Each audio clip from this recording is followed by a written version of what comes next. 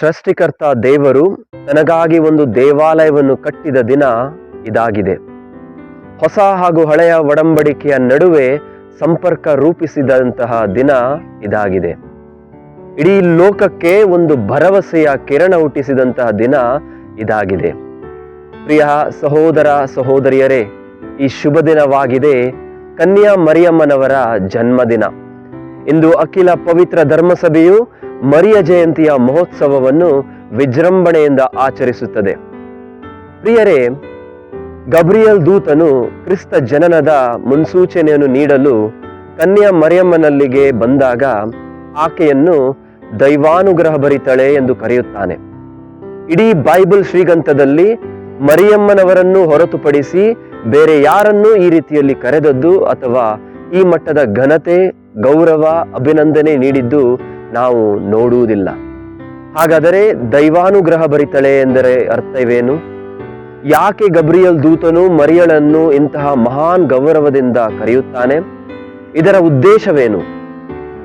ಪ್ರಿಯರೇ, ದೈವಾನುಗ್ರಹ ಭರಿತಳೆ ಎಂಬುದು ಒಂದು ಅರ್ಥಗರ್ಭಿತ ಪದವಾಗಿದ್ದು ಅದು ವಿಭಿನ್ನ ರೀತಿಯ ಅರ್ಥಗಳನ್ನು ಸೂಚಿಸುತ್ತದೆ. ಆದರೆ ಮಾತೆ ಮರಿಯಮ್ಮನವರ ಜೀವನವನ್ನು ವ್ಯಕ್ತಪಡಿಸುವ ಸೂಕ್ತವಾದ ಒಂದು ಅರ್ಥ ಇದು. ದೈವಾನುಗ್ರಹ ಭರಿತಳೆ ಎಂದರೆ ಮರಿಯಳು ಸಂಪೂರ್ಣ ದೇವರ ಪ್ರಸನ್ನತೆಯಿಂದ, ಅನುಗ್ರಹದಿಂದ, ಸಾನ್ನಿಧ್ಯತೆಯಿಂದ ತುಂಬಲ್ಪಟ್ಟಿದ್ದಾರೆ ಎಂದರ್ಥ. ಅಂದರೆ ಮಾತೆ ಮರಿಯಮ್ಮನವರು ಈಗಾಗಲೇ ಪಾಪ ವಿಮುಕ್ತರು, ನಿಷ್ಕಳಂಕರು, ಪರಿಶುದ್ಧತೆಯನ್ನು ಹೊಂದಿದವರು. ಅದಕ್ಕಾಗಿಯೇ ಅವರನ್ನು ನಾವು ಕಮಲೋದ್ಭವಿ ಕನ್ಯಾ ಮರಿಯಮ್ಮ ಎಂದು ಕೊಂಡಾಡುತ್ತೇವೆ ಹಾಗೂ ಇದರ ಹಬ್ಬವನ್ನು ಡಿಸೆಂಬರ್ 8ರಂದು ಆಚರಿಸುತ್ತೇವೆ.